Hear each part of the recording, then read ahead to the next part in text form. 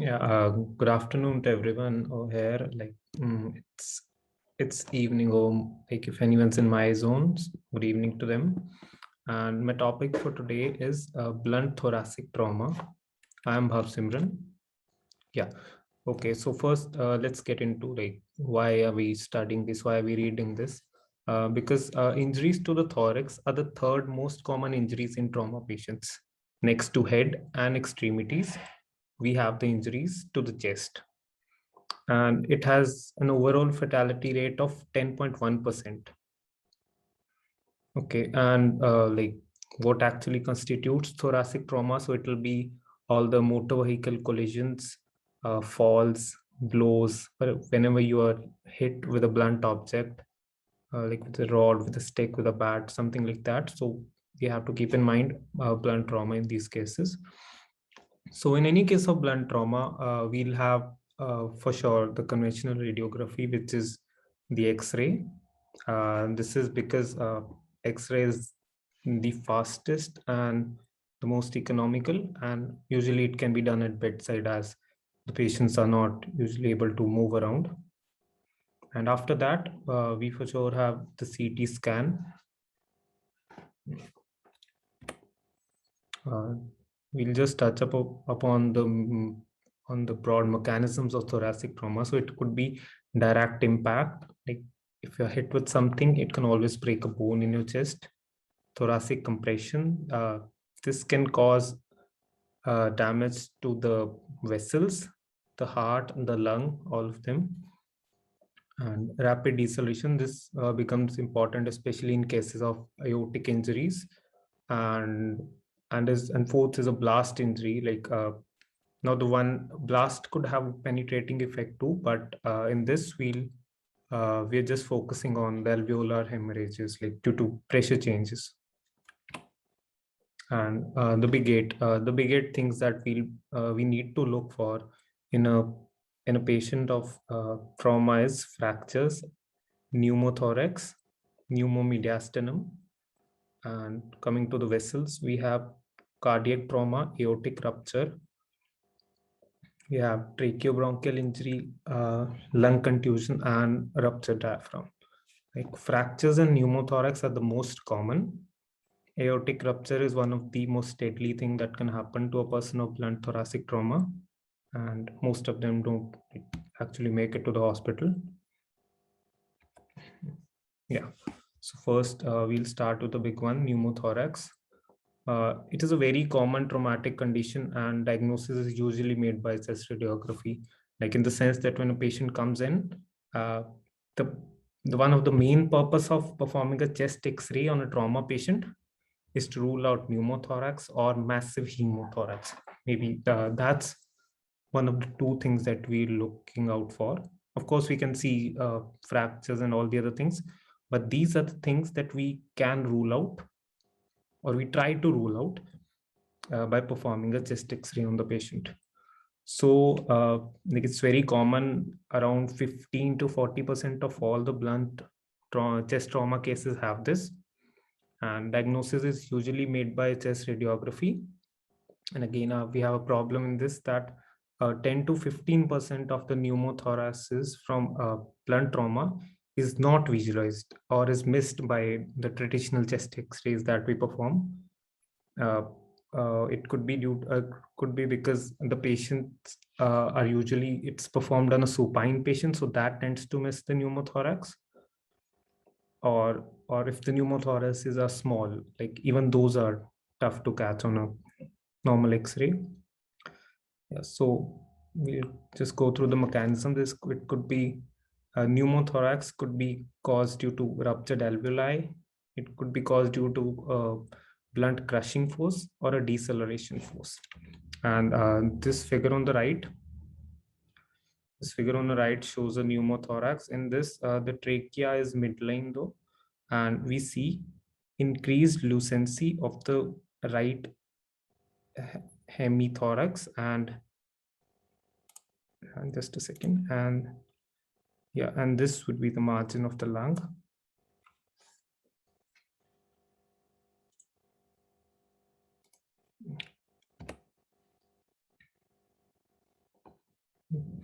The chest X-ray on a patient having pneumothorax.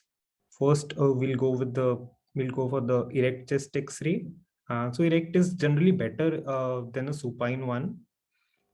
And what do we see on it? Like I have shown a representation on the right.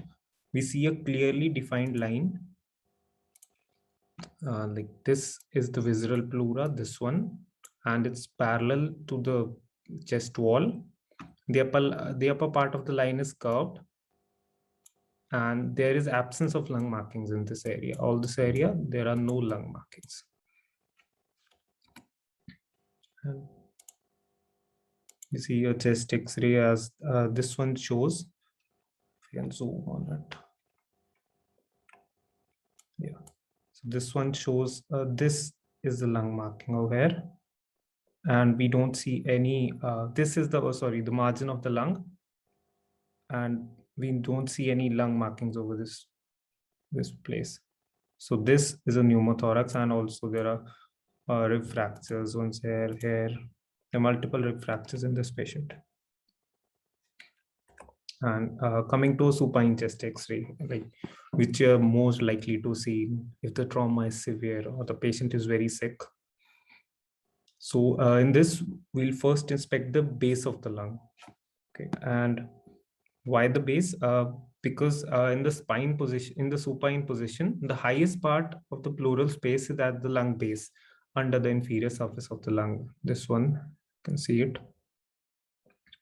So we first look at the lower part of the lung, and in this figure, we see increased lucency over the lower part of the right lung, and this part and this thing too.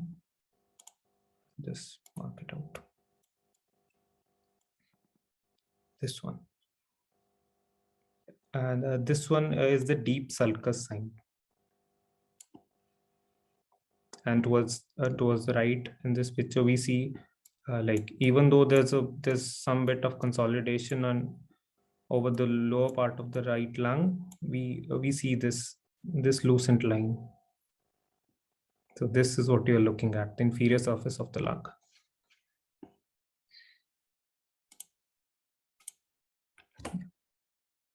And there's another sign, the double diaphragm sign. Just a second. Yeah.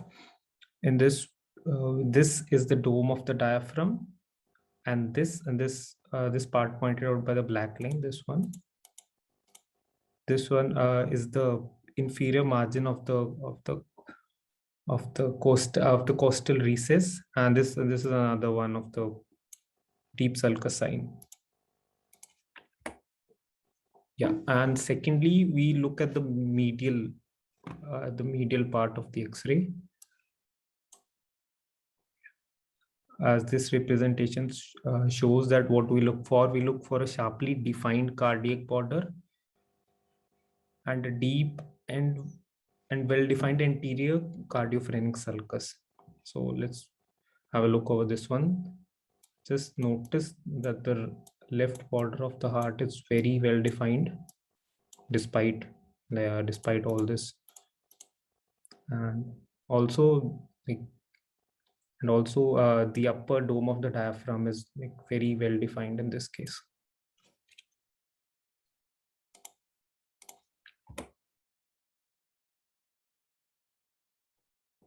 Yeah. And this is another case. And so there's one thing called occult pneumothoraces, like the ones which we don't see on a chest X-ray, but we see on a CT. They are called occult pneumothorax. And if you see this one, the chest radiograph over here, it shows a subtle area of increased lucency over the left lung base and increased sharpness of the left cardiac border over here. And when a CT was performed, it clearly shows the pneumothorax.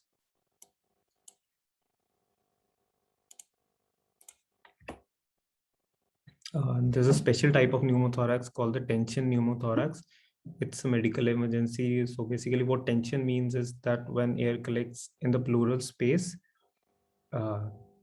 of any one side of the lung, it keeps on collecting due to any of the mechanisms. There's a wall mechanism in which the air can come in, but it cannot go out. So with every breath, the air keeps on collecting there, and to the point that the intrapleural pressure exceeds that of the atmosphere. And so naturally, what we'll see in this, we'll see a mediastinal shift to the opposite side, and the patient could be hemodynamically unstable. Uh, it will compromise the venous return. It might even cause collapse of the lung. And so in the image, we look for a mediastinal shift and flattening of the diaphragm and hyperexpanded chest and all the other features that pneumothorax has. And tension pneumothorax is usually a clinical diagnosis in the sense that you see all those hemodynamic changes. Yeah, but these features that are written, they can point you towards the diagnosis. Yeah. So this is a case. In this, we clearly see the trachea is shifted towards the left, and there is increased lucency of all over the right hemithorax. And after some time, when the ICD was put in this patient, chest drain was put in this patient, we see that there is resolution of the midline shift. The trachea has come back to its original position, and this is an X-ray around 2 days later, which shows the complete resolution of the pneumothorax. And there's some lookalikes, differential diagnosis that we have to pay attention to. So like I said earlier, that we see the lung margin. So this could confuse us as the lung margin, but as we see that there are lung markings beyond this point too, so this is most likely a folding of the skin, or it could even be the clothing. And this one too, it shows increased lucency over all of the right lung, and there's even like a subtle tracheal shift towards the left. But after a CT, it was shown to be a giant pulmonary bulla. And this is certainly a tension pneumothorax, but it has this component to it. So it will be a tension hydropneumothorax. And this one, in this we see that there's a large area of lucency occupying most of the left hemithorax. And there is a sparing of the apex. And there is airspace opacification towards the lower part. And so in this, like it comes across in the first, who you could confuse it for a pneumothorax, but we tried inserting a NG tube into the patient, and there's it curved toward the left, and it was later found out to be a gastrothorax. Again, pulmonary bulla in a patient of COPD.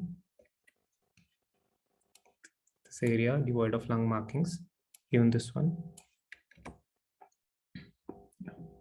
And now we move on to the second most common injuries, which is skeletal injuries. So in skeletal injuries, we'll be looking at rib fractures, sternal fractures, fractures of the scapula. Yeah, so the issue with rib injuries is like if there's a single non-complicated simple rib fracture without any dislocation, and so that won't, like the diagnosis of a rib fracture won't change the management of the patient as such. But like if there are multiple rib fractures, or there's a special case of flail chest, that could certainly change the management aspect. And So we have a few features of the rib fractures. The first to third ribs, they are associated with high energy trauma. So if you see a fractured first rib, that means that the trauma was substantial and the patient was in a pretty bad condition. And you expect the patient to have associated vascular injuries. The lower three ribs, they're associated with injuries of the spleen, liver, kidney, even the lung. And we have pictures for these. And another thing that if you know the patient has a rib fracture, that could help in the management is that the rate of associated injuries and complications is pretty high. So we could have all of the things: pneumothorax, hemothorax, contusion, flail chest, pneumonia, anything. Yeah. So the first rib, the first few ribs, as in this diagram over here, it shows the relation of the first rib and the clavicle to the subclavian artery. This is the subclavian artery. So this shows the relation of the subclavian artery to the posterior aspect of the clavicle and the first rib. So if we have a fracture of the first rib or the first few ribs, we always need to look out for vascular injuries. Also, since the first rib fracture is associated with like with a potentially severe trauma, so we have the associations with aortic transection and bronchial tear, which is documented. And this X-ray over here, it shows a clavicle fracture and also a first rib fracture. You can see it. And this shows the relation of the lower ribs to the spleen, the kidney. Yeah. So how do we actually diagnose rib fractures? The first thing we'll have is the X-ray, but the X-rays tend to miss around 50% of the rib fractures. We have multiple studies like calculating it from 15 to 50%, all show that a good number of fractures are missed, and the rib fractures and the X-ray is not sensitive for costal cartilage and stress fractures.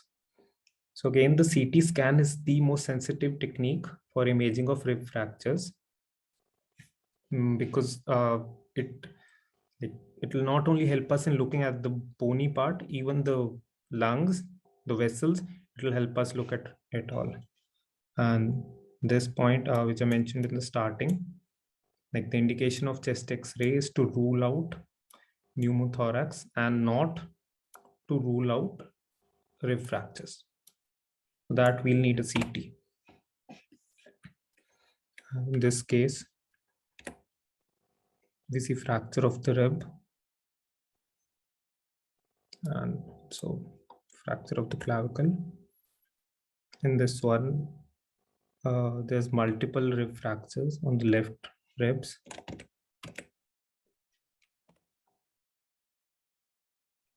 This one too. And like we'll slowly in the presentation, we'll realize like how inefficient the X-ray is in actually diagnosing the rib fractures.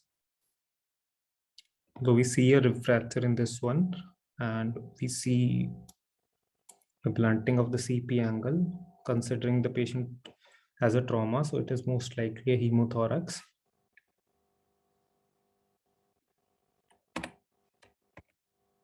Yeah.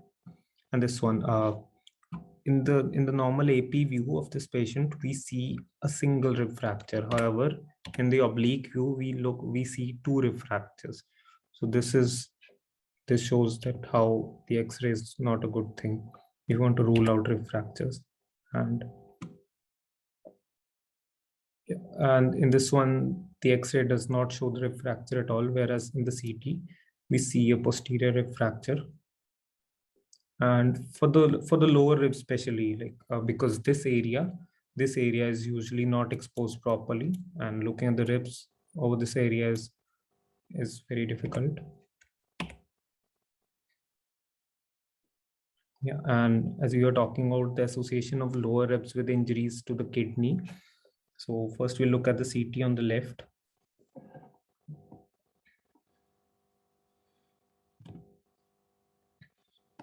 Yeah, and we see a hemothorax. And coming down to the kidneys, we see a laceration of the kidney along with surrounding hematoma. We can have a look at the right one too.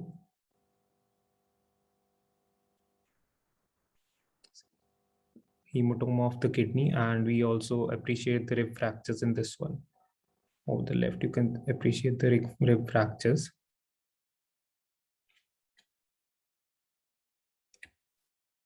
There's a fractured rib, another one, and there's three. So flail chest is a special case of a rib fracture in which 3 or more ribs are broken at 2 or more places. Well, this is the radiological criteria for flail chest. Clinically, even 1 or 2 ribs can act as a flail segment. So there's a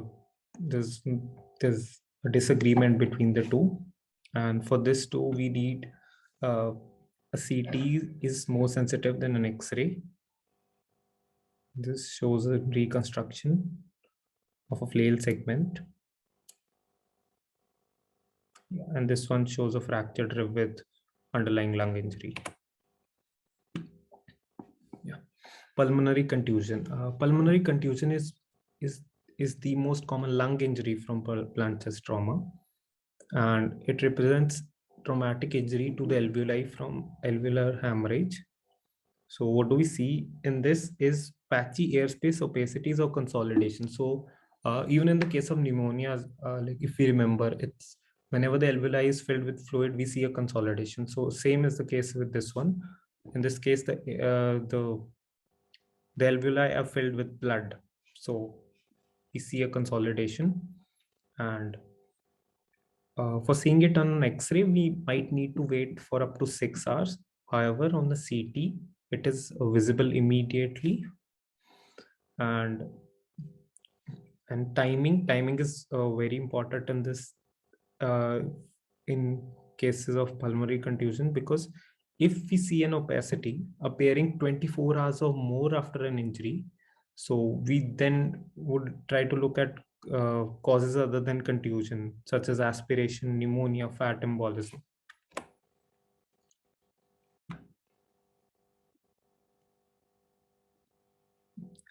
This one, we see a ill-defined opacity in the peripheral left lower zone, this one. And we also see a fracture.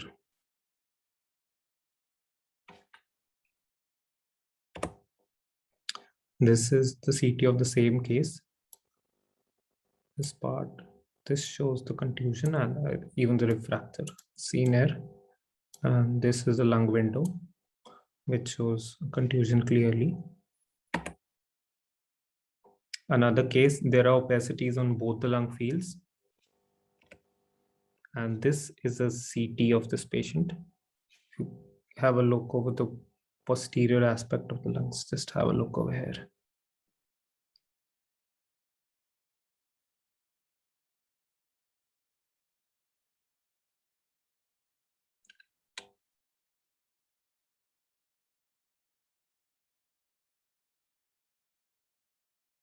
Yeah, see all of the posterior aspect. And now we come to pulmonary lacerations. Remember, in contusions, we had mentioned that there is no significant disruption of the lung parenchyma. However, in laceration, there is disruption of the lung parenchyma. So in CT, what we see is a round or oval cavity.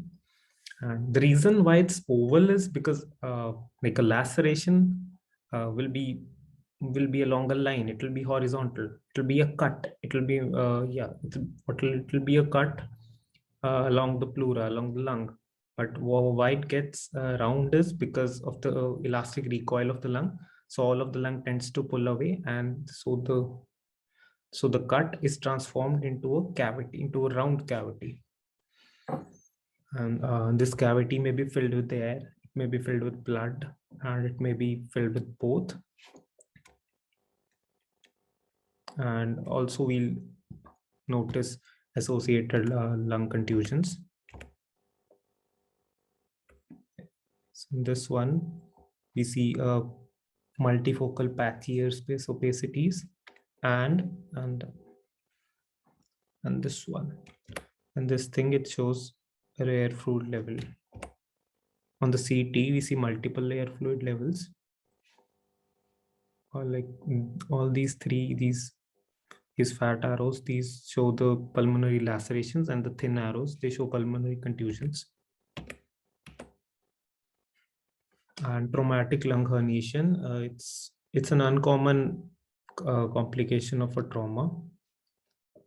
So what it basically is defined as is herniation of a pleura covered part of the lung beyond the confines of the chest wall.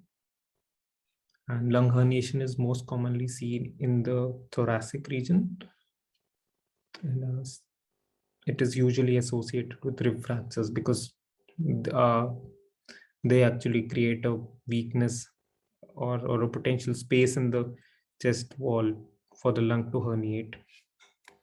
And why we need to diagnose it earlier is because if there is a lung herniation, then we'll need to be very careful while giving the patient positive pressure ventilation, because that might exacerbate the condition, that might make it worse.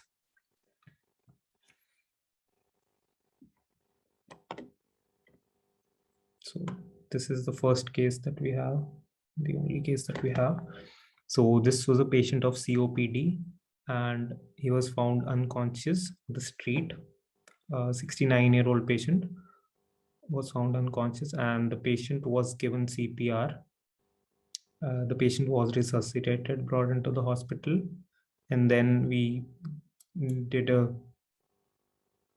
X-ray of the patient, and this X-ray showed a hemothorax, and when the CT was performed, and also the rib fractures, when the CT was performed, there we see the lung herniation. So yeah, and now you'll ask, where did the trauma come from? So the trauma of the patient was that during the CPR, he actually broke some ribs, and from there we see the herniation.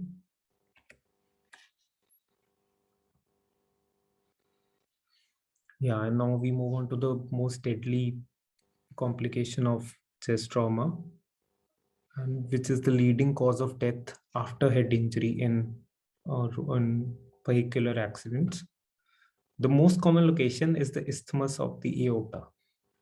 So I'll just tell you why this is, because the proximal part of the, because just around the isthmus, the part distal to it, the part after it is fixed to the posterior, is fixed to the vertebra, is fixed to the posterior thoracic wall, and this area, like it is this isthmus is a junction between the mobile and fixed part of the aorta. So this is most prone to shear injury or deceleration injury.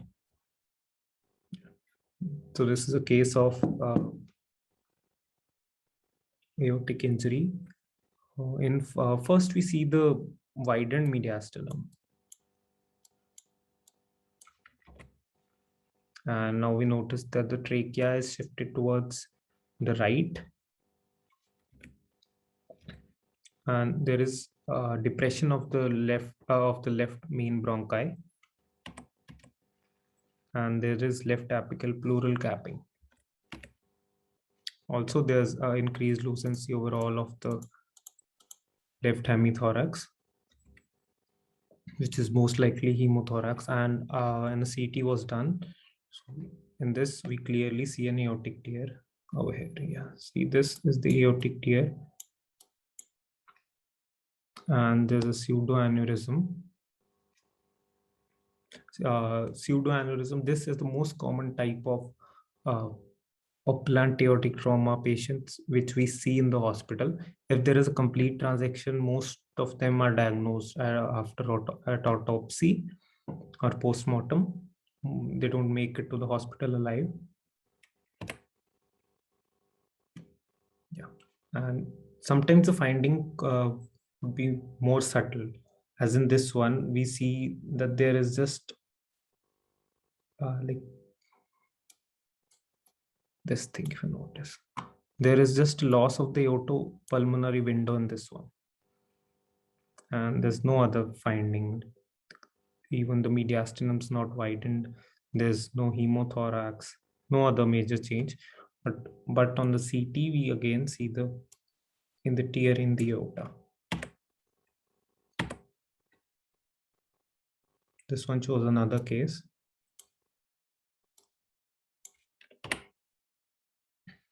And now we move on to the airway injuries. So we could have an injury to the trachea or the bronchi. And these are rare again.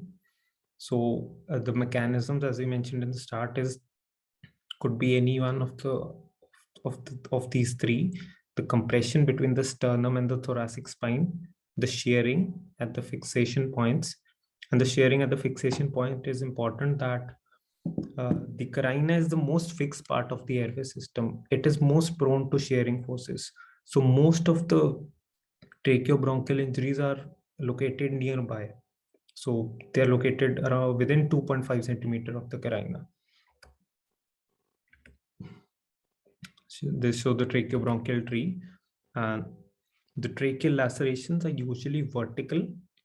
That is, they cut through the cartilage, and the findings in this are pneumomediastinum. We need to look out for cervical subcutaneous emphysema, whereas the bronchial lacerations, they are parallel to the cartilage rings. Bronchial lacerations are more common. We could again see pneumomediastinum. If the air crosses through and goes into the pleural cavity, we could see a pneumothorax. There's another sign associated with it. Although it's seen rarely, it's been defined just a few times in literature, the fallen lung sign. Yeah, this is the fallen lung sign. And after a complete transaction of the bronchi, the lung falls inferiorly and away from the mediastinum. Although if you have an associated pneumothorax, it could push it toward the mediastinum and the middle, but it tends to fall away from the mediastinum. And so the CT findings, we look for disruption of the tracheal or bronchial cartilage rings. We look for irregularity of the airway wall, and we look for focal thickening of the tracheal and bronchial wall.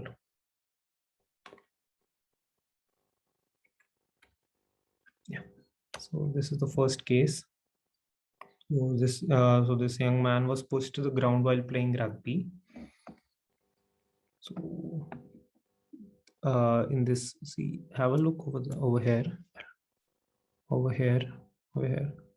This shows the subcutaneous emphysema, and also there's air in the mediastinum, pneumomediastinum. Just look over here. Over here.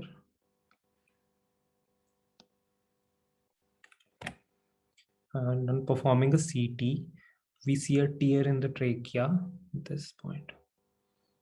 And this is the coronal view. This is the tear in the trachea. And there's pneumomediastinum. And also there's air between the muscle planes and the skin. Another case, it again shows pneumomediastinum. And on performing a CT, we see a tear towards the posterolateral aspect of the trachea. And yeah, then there's a DD, the tracheal diverticulum. Obviously, this person won't have a trauma. Just looks alike though. Yeah. And now the injuries of the diaphragm. These are again not so common. They're more common on the left side, probably because the liver shields the diaphragm towards the right. And the potential complications could be organ herniation, which could further lead to strangulation, perforation. The radiological findings include loss of the normal diaphragmatic contour, elevation of the involved hemidiaphragm, and upward extension of the NG tube tip above the left hemidiaphragm. Yeah, and if you see a hollow viscous above, that is highly specific for a diaphragmatic injury.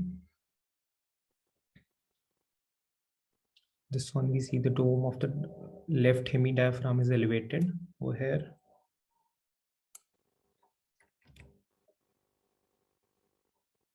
And this CT shows the herniation of the stomach through the left side.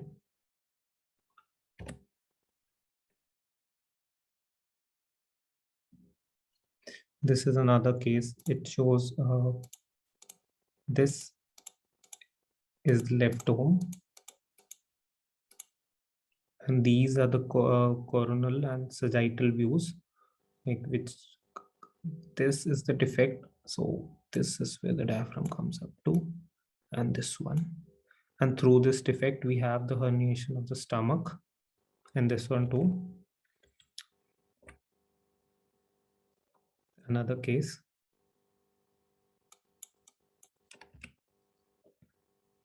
And there's a special sign associated with it. It's usually seen on a CT or a barium swallow, which is known as the hourglass sign. So this resembles the appearance of an hourglass.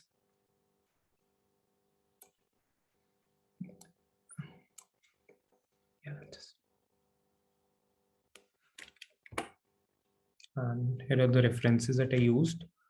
Or if anyone wants to have further reading, you can ask me anytime. I'll provide you with the sources. Thank you.